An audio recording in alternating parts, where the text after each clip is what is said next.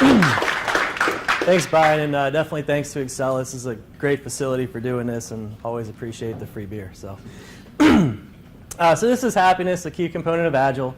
And like Brian said, my company is organizational engineering. So real quick on the company, started it a few years back, and the idea was that, hey, I worked for a lot of companies. I was doing this stuff internally, and I just decided it was time to go kind of my own way. And at the same time, I wanted to kind of maybe approach things a little bit differently, less of a for-profit, more of a for-purpose, right? Of course, you've got to make some profit in the private industry these days to survive. But our purpose is really to help people and organizations expand their potential, right? And I like to call that fulfillment, right? That's how we kind of track our progress. And happiness, right, can kind of be equated with fulfillment. And we'll talk about how that works as we go through the presentation. So just to talk about how important happiness is, right? The forefathers of our country, mentioned happiness when they were founding the country, right? So, excuse me. It says people are endowed by their Creator with certain unalienable rights, among those life, liberty, and the pursuit of happiness, right? So if it's that important that it's in the founding of this country, it must be pretty key. So during the presentation, wanted to kind of make this something that anybody could benefit from, right? Not just Agile. We do want to connect happiness to Agile and how that works, but we also want to do something for everybody.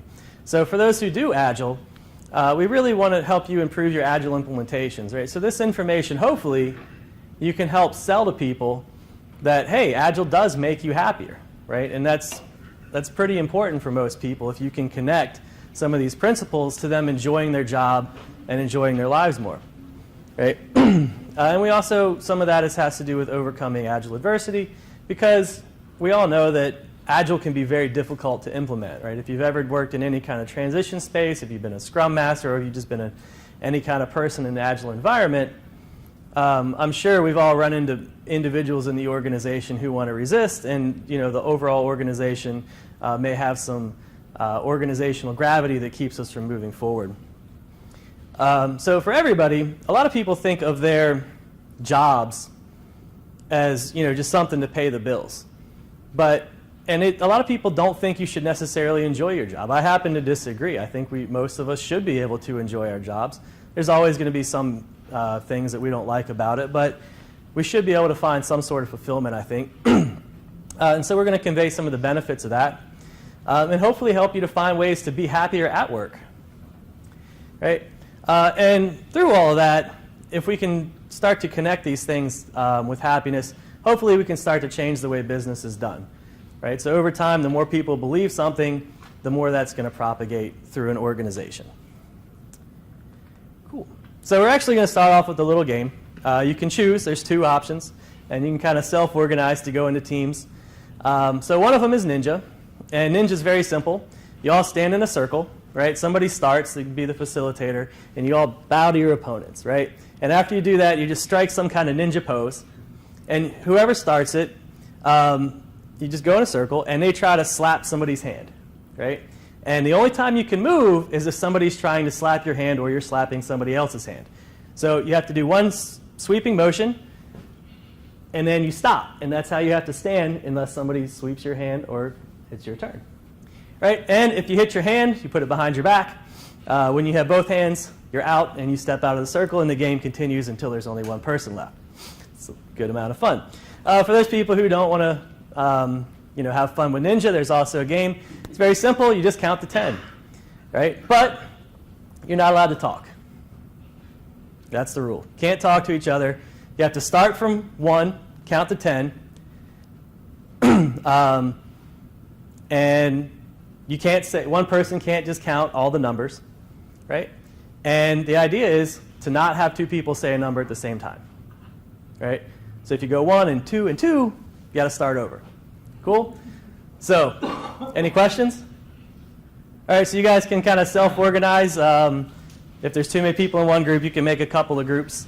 But just find some open space for the Ninja game, and the counting game can go wherever. So who's playing Ninja? If you want to do Ninja, let's come over in an open space like over here. Are we doing ninja? Yeah. All right, So come over here then. yeah, come on over.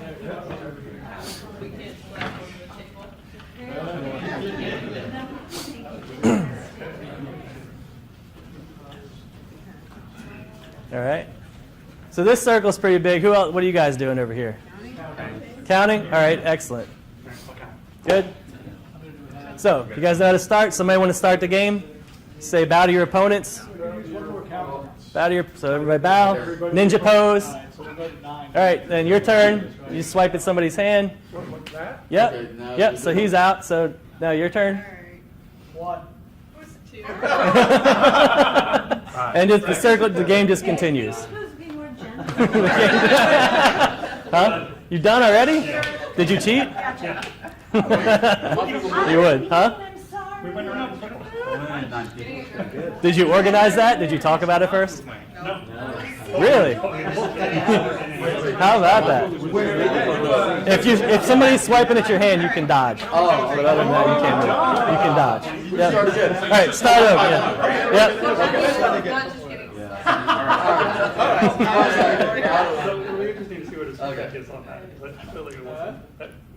Clearly wasn't the way this was supposed to go. It's my turn now. Yeah, your turn. Now you're out one hand. If you got slapped, you're out. Get one and two. Yeah. Yeah, so, no, look at the camera. All right, let's try it again. You can't go after the person to your right. No, so if you lunge forward, stay there. Oh, I see. Oh, that's bad. And if you dodge, stay there. All right, so Yeah, your turn. Right or left, you can't go after. Oh, Adam. You gotta stay there, right? Yeah. It's your turn. All right, Eugene. Go. Your turn. It's your turn. 2, 3. Heather, your turn. Derek, Derek, your turn. go. That's third turn. Oh, there's 7. All right. Oh, gotcha.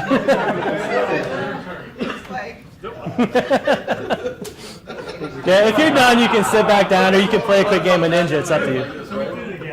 Yeah. Wow. We added a rule, you can't go.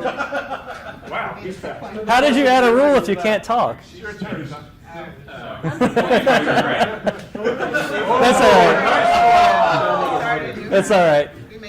That's fine. I didn't actually use my hand.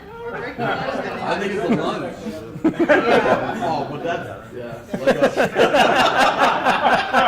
That's impressive.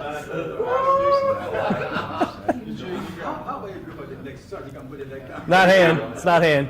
Oh, you gotta hit the hand. You gotta hit the hand. But if I dodge, so I'm out then. No. If you get, unless you get hit in the hand. But you're allowed to dodge? Yeah, you can dodge. But he didn't. That's okay. You can dodge.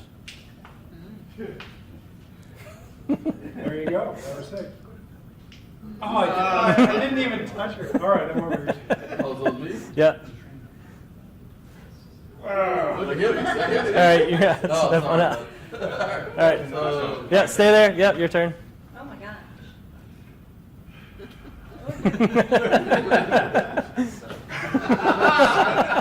Wow, this whole area is kind of. All right. Go ahead, Adam.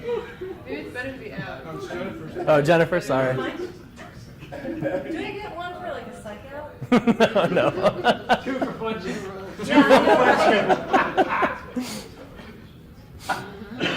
Lower and lower.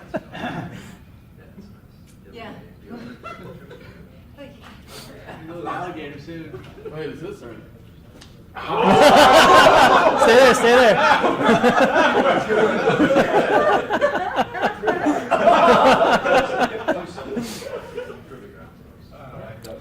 Oh, it's my turn? Really? It is. I can't reach anywhere.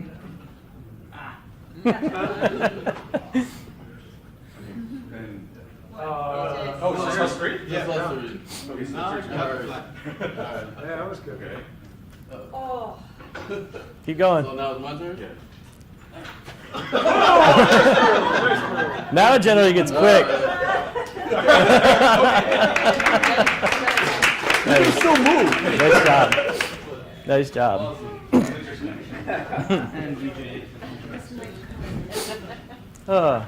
So that really no other point than to put everybody in a good mood, because as we'll learn, happiness actually opens up our minds a little bit and opens us to new ideas. So one of my partners actually will sometimes do that when he starts his retros in order to just get the brain flowing a little bit, lighten up the mood.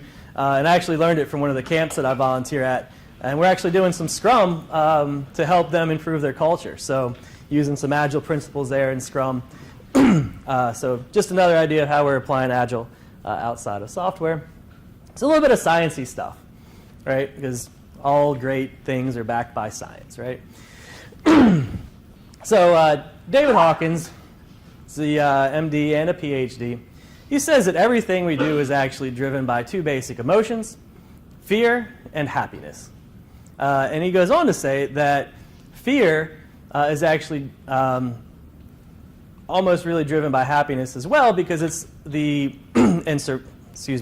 fear is related to the lack of ability to experience, right, or the loss of happiness. So really everything that we do in life, he says, is driven by happiness. Right? So what is happiness? This is where you guys get to participate a little more. You tell me. What is happiness? Not sadness. Not sadness. What else?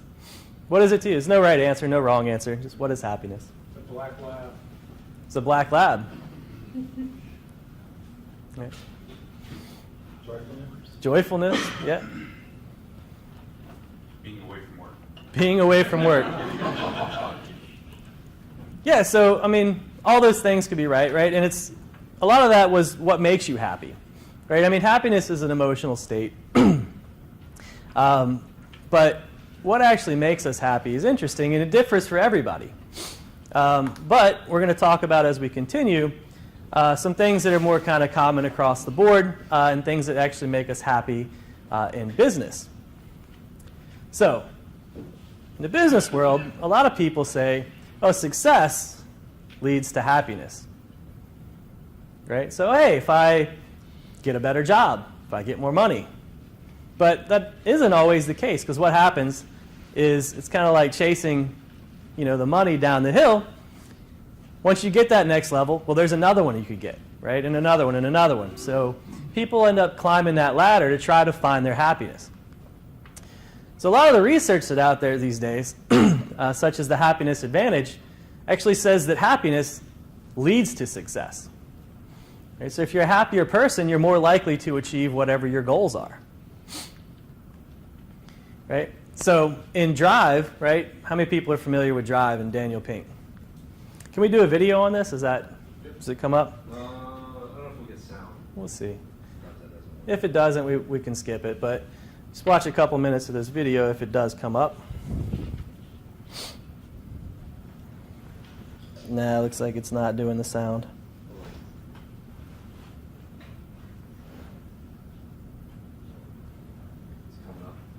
It's up. It's just not. It's not playing sound. It's not a big deal if it doesn't work. It's up here. Clients. Oh, there you But go. if you want So we can start engagement, over. Which is what we want in the workforce today, as people are doing more complicated, sophisticated things. Self-direction is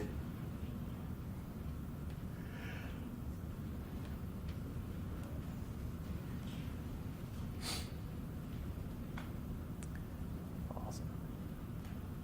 lead to better performance. Not to mention personal satisfaction. Autonomy, mastery, and purpose. Autonomy is our desire to be self-directed, to direct our own lives. Now, in many ways, traditional notions of management run afoul of that. Management is great if you want compliance, but if you want engagement, which is what we want in the workforce today as people are doing more complicated, sophisticated things, self-direction is better. Let me give you some examples of this. Almost radical forms of self-direction in the workplace that lead to good results. Let's start with this company right here, Atlassian, an Australian company. It's a software company, and they do something really cool. Once a quarter, on a Thursday afternoon, they say to their developers, for the next 24 hours, you can work on anything you want.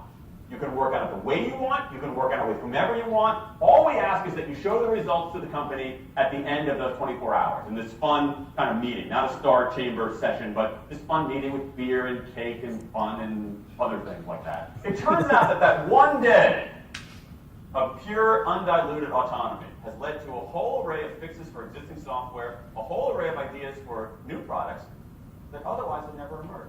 One day. Now, this is not an if-then incentive. This is not the sort of thing that I would have done 3 years ago before I knew this research.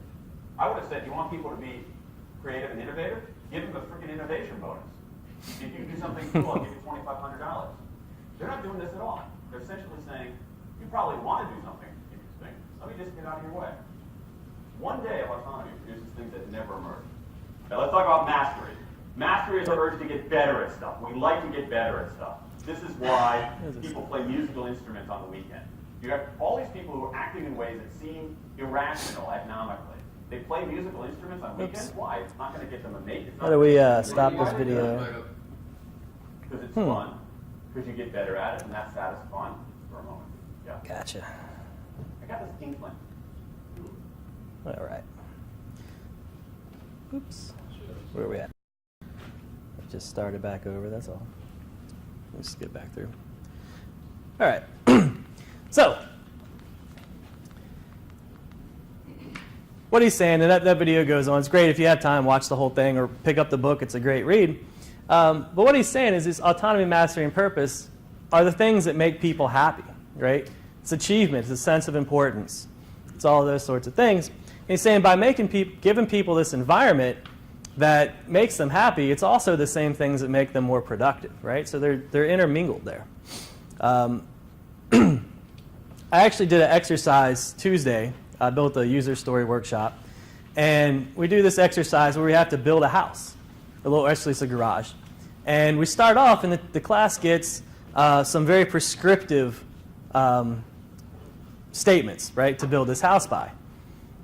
And you see them, and they're just struggling. They can't deal with it. They're not having a good time, right? And then we open it up and do another round. Do the same thing over. But this time, give them a lot of freedom and autonomy, right? And turns out they come up with all these creative ideas. They're done. So the exercise is 7 minutes per build. The first time, nobody ever finishes building the garage. The second time, everybody finishes way before the time's up, right? 2 minutes in, some teams are done because they have that autonomy. And they're laughing, they're having a great time, they're enjoying themselves, right? So these things are one and the same. And that exercise is all meant to demonstrate how writing a user story that is not prescriptive and gives the team just the problem that they're trying to solve and connects them to the customer and why they're solving it helps to make them happier as well as more productive, right? So who's familiar with Maslow's hierarchy, right? So somebody want to tell me about it? It's taught in general psychology course. General psychology? Hierarchy of needs? Start at the lower level to get to the top. Right, so if the bottom level's not satisfied, then all your focus goes there, and you can't move up to the higher levels, right? So where we really want people to be in our business world, right, is up at this top level with morality, creativity, spontaneity, problem solving, right? All of these things. But what happens if we start to impact their lower levels is they can't move up, right? They can't start to blossom and reach these higher levels. Like, for instance, if you get sitting in a meeting, you got to go to the bathroom, right? You're not thinking about what's going on in that meeting. You're just like, oh, I got to go, you know? So another piece with this is when we switch to Agile, we start to threaten some of these areas, right? Especially for middle management.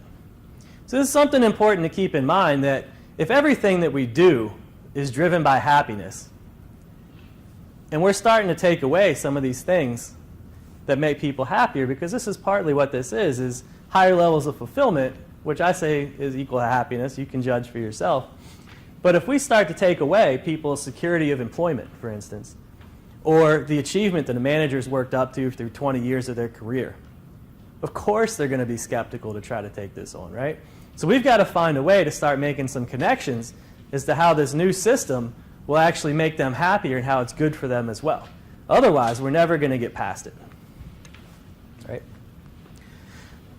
So a few more facts about positivity and happiness. This is a hot trend in research. There have been a bunch of books recently that have been published. In the Happiness Advantage, it states that fear narrows thinking and happiness expands it. We'll explore that a little more in a couple minutes.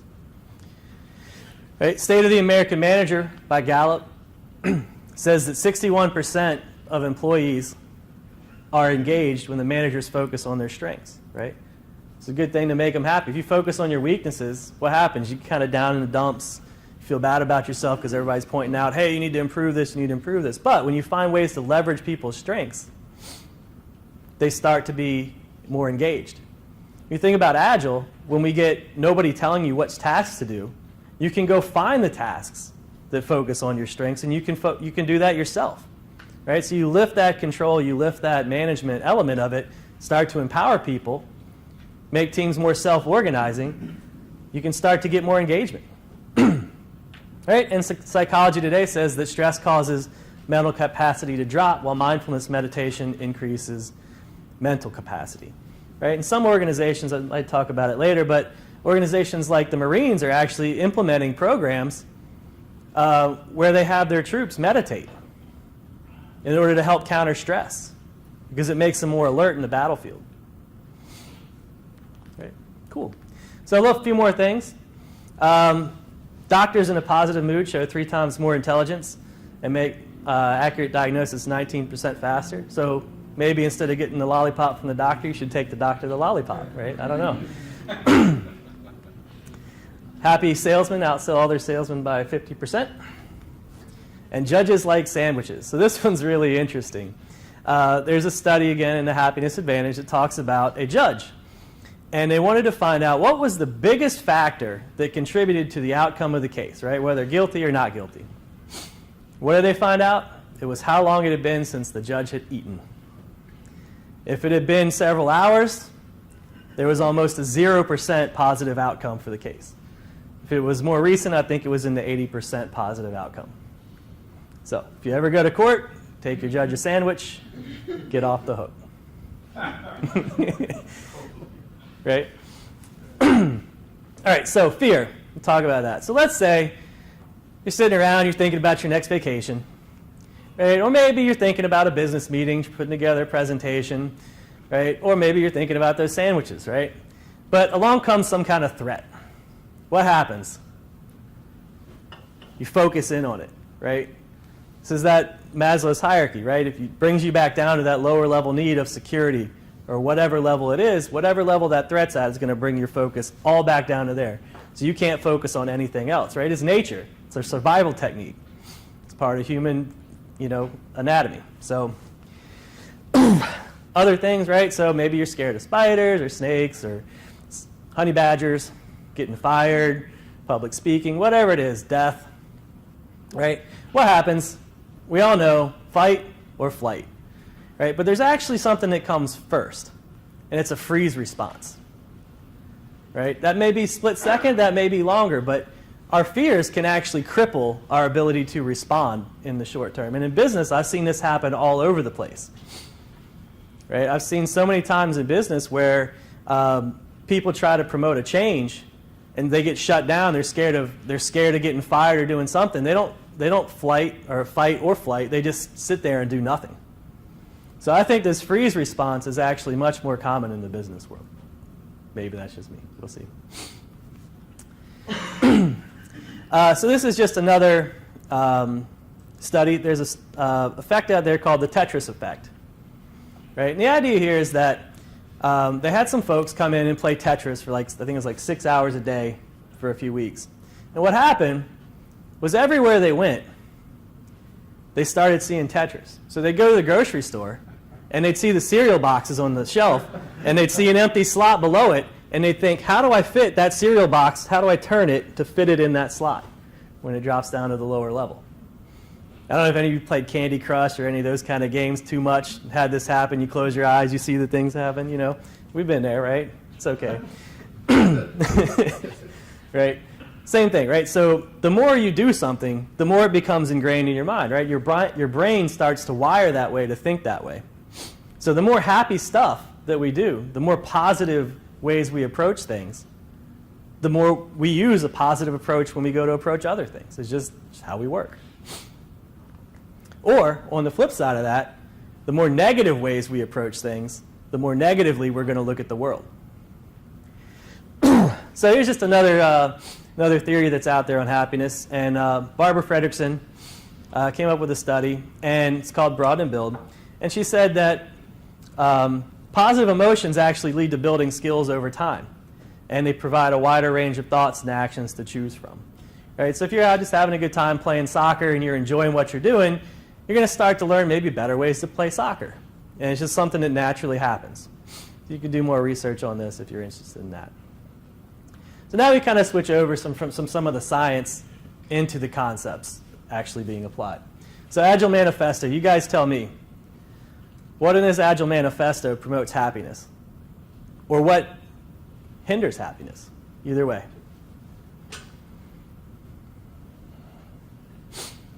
You can think about Maslow, think about the autonomy, mastery, purpose from Drive. Think about things that make you happy. Yeah. Well, the stuff on the left would contribute more to my fulfillment and mastery and would lead to happiness. The stuff on the right is the drudgery, perceived waste of time, stuff that would take away from my happiness. Absolutely, right? I mean, that's a good way to look at it. Other thoughts? Yeah. I don't see it black and white. I see it as shades of gray because both sides are good things. Okay. So That's fair too, right? That's fair too. Right? I think uncovering better ways is something that would lead to happiness because you have a natural tendency to want to get better, Mm-hmm. to work towards that mastery. The mastery, right? Yeah. Wag your tail, don't be whacked by it. No, seriously, that's what the Agile Manifesto boils down to, right? Yeah. I mean, do I need contract negotiation? Darn Yeah. straight I need contract negotiation. Right. But if I got a customer who and I who are working toward the same goal collaboratively, Right. yeah, that makes me much happier. Right. Yeah, if you can collaborate, right, you start to get that, we didn't step through all the stuff in Maslow's hierarchy, but you start to get that belonging because, right, if you're doing work in software, you have more of a purpose because you're actually building something that people use, right? All good stuff. Now, you're right, though. It's not completely black and white, right? There's always some gray, and it's not like Agile is all good and waterfall and traditional methods are all bad. That's not how those things work. But what I found is generally Agile embraces more of the things that do make us happy, and waterfall, as we'll talk about a little later, tends to try to avoid things. And avoidance is kind of a fear-based behavior. So we'll explore that more in a minute. How about any of the principles? You guys see any things here that might help promote our happiness or anything that might hinder it?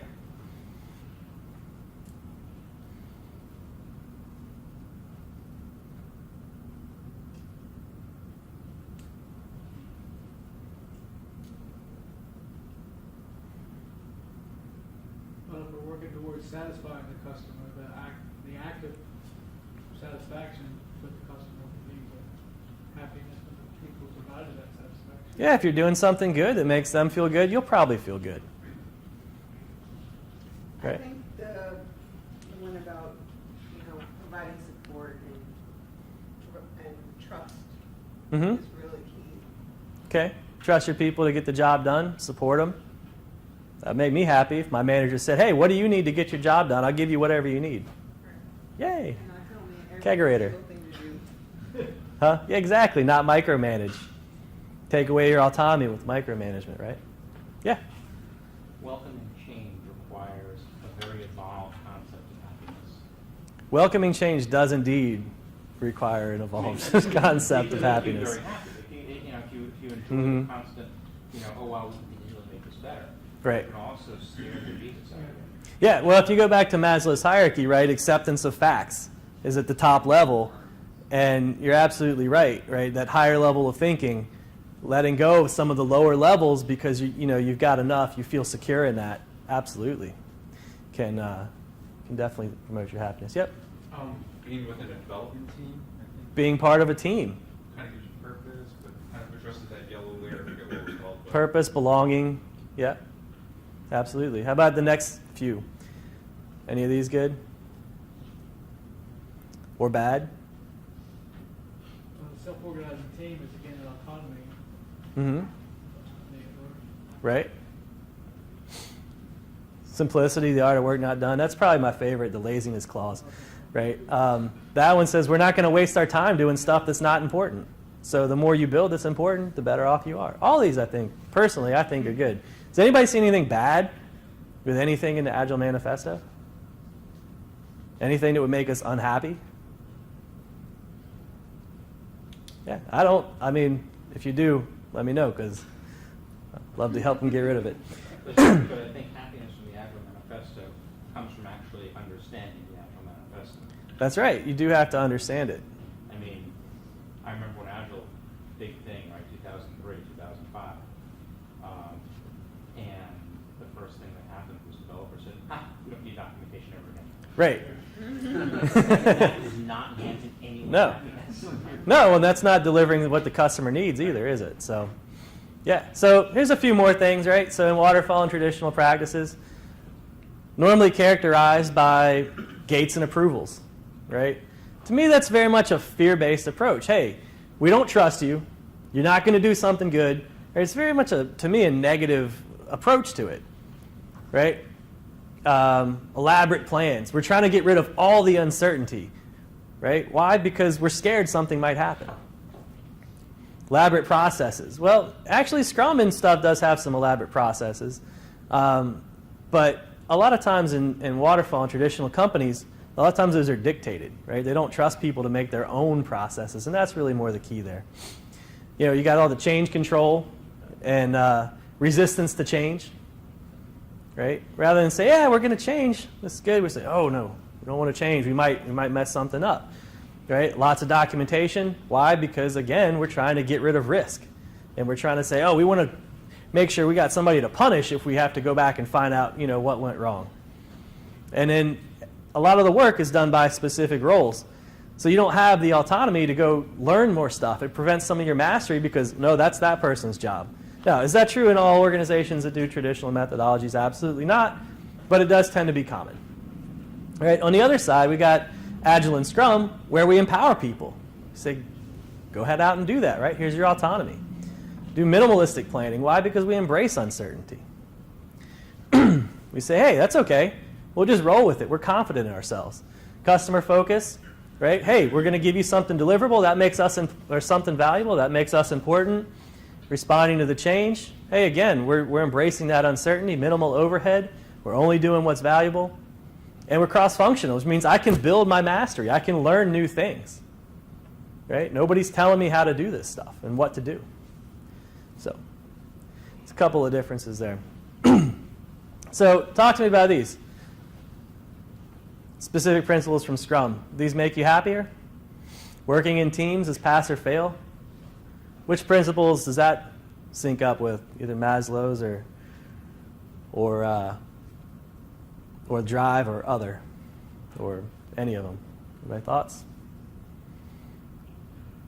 I think it's more about Maslow's belonging. Yeah, it's good. Belonging, right? Makes us feel good to belong.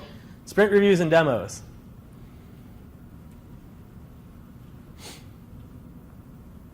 Does anything that give us? Any ways that makes us happier?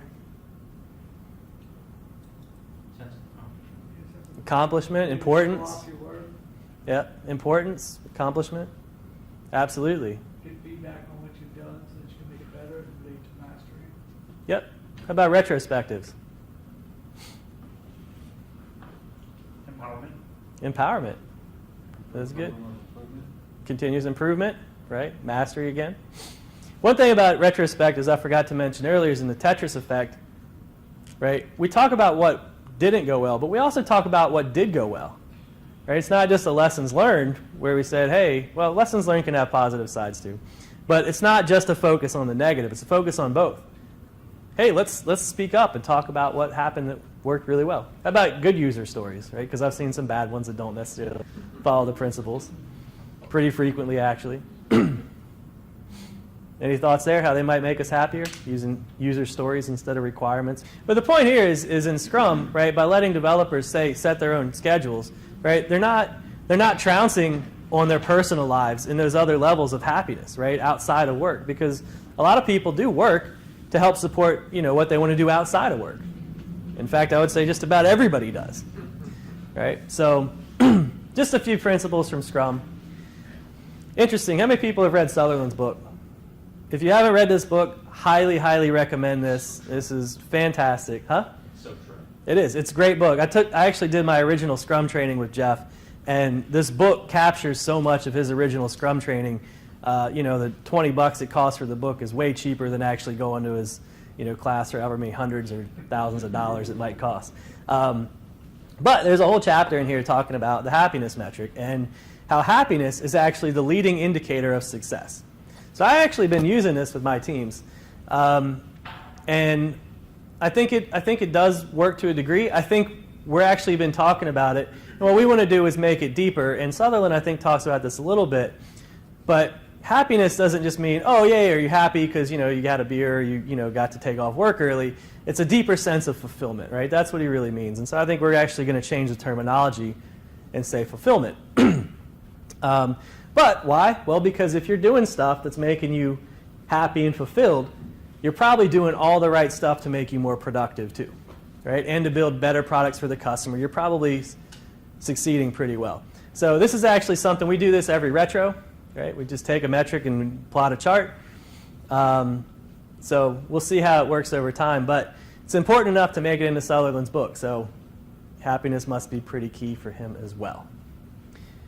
Right? And he does say that happiness is from achievement, not from complacency. Right? So he's very intent on pointing that out. Right? So here's the metric, just in case you're curious. I don't want to get the book.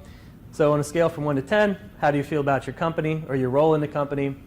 On the same scale, how do you feel about the company as a whole? Why do you feel that way? And then, what would be one thing that make you happier in the next sprint? Right, so this could be your whole retrospective right here, because it's got all the elements. Right? What can we improve on to make you happier? Hey, how do you feel? I would say that I would add, what's one thing that made you happy if you were going to use this alone for a retrospective, just so you get that balance out. But it is kind of cool, and it's generated a lot of really good discussions in our team that don't come up when we just ask, hey, what went well, what didn't go well?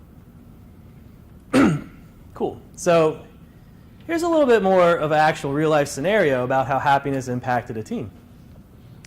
So this is a team I was on probably a year and a half ago or so. So we've got a dev team transitioning to Agile. It's actually at a startup. And velocity started increasing. Right? I actually came in, joined the team as a Scrum Master. We started making some changes. Velocity's increasing. Everybody's having a good time. But there was this huge amount of technical debt. Huge. Like 9 years worth. And there's all kinds of reasons for that. Not important why. But the team all comes together. We do a week offsite. We talk about, hey, what do we need to do to start addressing all these problems and to get stuff really up and running? The team's excited. They're energized. We're having a great time. We're getting the autonomy to fix this, right? We're going to get to do all the cool stuff we've been wanting to do. And the last day, management comes in and says, if you don't ship in 2 months, we're either going to cancel your employment or we're going to make you all have to come into the office, and all the developers were remote. And a lot of them live like an hour away from the office. Some of them like to travel around the world while they worked. So this was huge, right? I mean, this was like, oh my gosh, what are we going to do? So this is what happened. This is our velocity before. I came in at sprint 17. So, yay me, helped the team a little bit. Right, we kind of went up in velocity a little bit. And towards the end, that sprint 23 is actually where they made the changes. I think 22 was where we were having the meeting, so that's kind of why our velocity dropped off. The first ones are a little artificially inflated because we finished some work from before. So this is what happened. This is, the blue bar is the number of bugs remaining. Or the total number of bugs that were added, right? So this is how many bugs we found. So they test the system. We got our baseline of bugs. And here we go. So around week 3, our product owner took off for a week. So our bug count dropped a little bit. She came back. She was also the tester. I never understood that when I tried to get her to change, but it wouldn't happen. But what happened is they weren't shipping. And I went to the program manager. He's a new program manager for us. And I said, look, this is stressing the team out. They're making dumb decisions, right? They're so worried about trying to keep their jobs that they'll do anything in order to try to work this stuff out. And what happened was every bug they fixed, they created a new one, right? Because they were so stressed out that they were hacking stuff on top of hacks, right? Didn't work.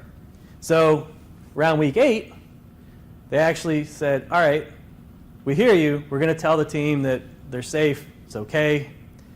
Bug count immediately starts coming down, right? Slowly. Then I left at week 10. Was done with that place. And I hear that, a month or so later, they ended up shipping the product. But that stress, right, that lack of happiness, like they wasted so much time complaining about it, right, not focusing on their work, making mistakes because they couldn't stay focused on their job at hand. Right? So fear shuts us down, right? It focuses only on that one thing, and it makes us make silly decisions, right? It takes away our creativity. It takes away our ability to focus and get stuff done, right? So there's a few other just unconventional approaches. Vanderbilt University uses aromatherapy in their hospital. So they actually did a study, and they just put aromatherapy diffusers, so I think with some lemon oil or something in there, just in their hallways, and they said, hey, what happened? So reports of being stressed often went down from 68% to 14%. 84% said they strongly agreed, and 10% disagreed, or said 10% agreed that the diffusers had a positive effect. So 94% of the people in these hospitals actually said, yeah, just diffusing a little bit of lemon oil, which, if you know, lemon oil is like $9 a bottle, and that'll last you months, right? And a $30, $25, $30 diffuser helped to lower their stress and make them happier. Wow, that's pretty cool, right? That's the cheapest $35 you ever spent, or best return on $35 you could get. Volunteering programs, right? People love, I actually had charts in here, but it was way too much information for the time. But organizations letting their staff go out and volunteer actually has a huge positive effect because they get to go do something valuable. The company's supporting them. It's supporting the people that they're supporting, makes them feel important. So volunteering programs are great. 20% time, right? Like Google or like Atlassian did that once a quarter thing where they said, hey, just go out and build whatever. You get a day, you just got to show it to people when you're done. Stuff like that. Daily writing. Sometimes you can just sit down and write out your feelings. So it's interesting in David Hawkins' book, he talks about how just feeling your feelings helps to dissipate negative feelings. It's very interesting, just noticing them, being aware. So, I feel kind of crappy today. Oh, just recognizing that and noticing it helps you feel better. Pretty crazy stuff. Right, and we talked about the Marine Corps does their MFIT program to do mindfulness meditation. There's lots of ways, right? You can go out there and make people happy. None of this has anything to do with the work, but it's stuff that you could do if you're a Scrum Master or just anybody in an organization. You could go out and get a diffuser and do it in your office. I actually did the diffuser thing at a company I used to work at, and I did it for a couple months. People yelled at me when I took it away. Went back home. They were like, hey, bring that back. Why'd you take that away? I was, oh, I'm busy doing other stuff, so sorry. But, all right, so to wrap it up, my view of happiness is actually that happiness doesn't lead to success. Happiness is success, right? That's what I actually live my life to do, is to be happy, right? And I try to help others be happy and more fulfilled with the company and everything else. So if I'm happy, I win, right? If I'm not, I lose. It's that simple. Cool. So quick retro, just to help enforce some points. Did anybody pick up anything useful? Yeah. I definitely like the aromatherapy idea. I want to do that. Yeah. Awesome. What if people don't like lemon, though? Sure. Try something else. There's hundreds of oils out there. Yeah. There's tons of good smelling stuff. Use orange. Well, use lime. There you go. Anything else? Anybody else pick up any tips or Tying this new all back thoughts? to Maslow's hierarchy of needs can kind of help you talk to those folks who feel like you shouldn't have to be happy at work to be productive. Yeah, absolutely, right? Being happy is actually necessary to a degree. And there's people that work in all kinds of jobs that find ways to be happy in their jobs, even jobs that we would think, oh, I'd never want to do that, I wouldn't be happy, but some people do, right? Some people find pride in their work, and that's how they become happy. Yeah. In order to move organizations, you have to have executive management boards, et cetera, to buy into these philosophies. So True. What have you found in terms of the culture which moves very slowly in our country, accepting some of these ideas, which I absolutely agree with, Yeah.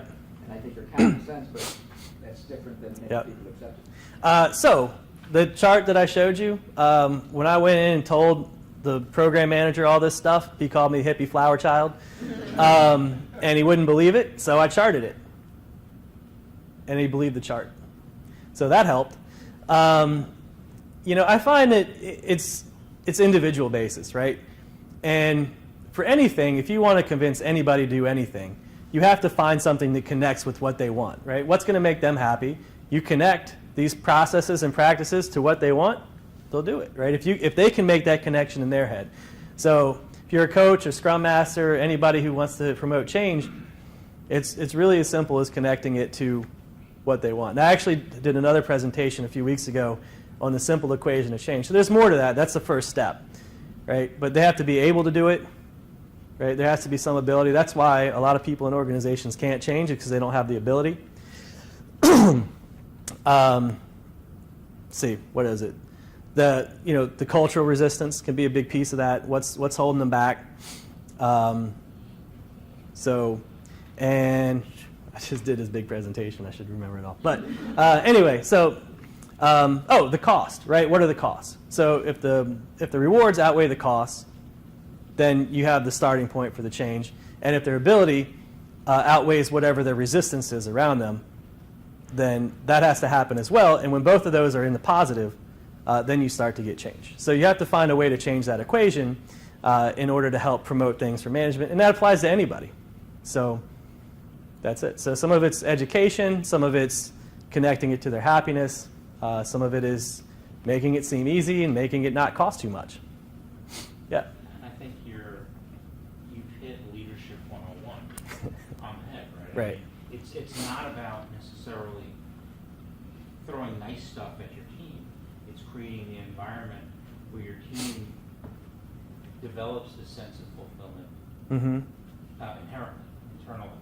And the result of that is, I love Sutherland's title. Love Sutherland's title. That's 100% true. But Sutherland's title is all about the result of this environment that allows people to be empowered. Because happy and fulfilled people are far more productive. Absolutely. Absolutely. Far more what? Productive. Yeah. It is why American farmers feed the world, as opposed to people who work in collective farms. Interesting. Any other takeaways? Big points that hit home? Yeah. Well, like the reference back to Sutherland and his happiness metric, incorporating that into retrospectives. So Yeah. That's one practical thing I would take. Yeah, it's really cool. Actually, one of the first times I did this presentation, we had a discussion about that, and does it apply to the organizational level? And the general consensus was no.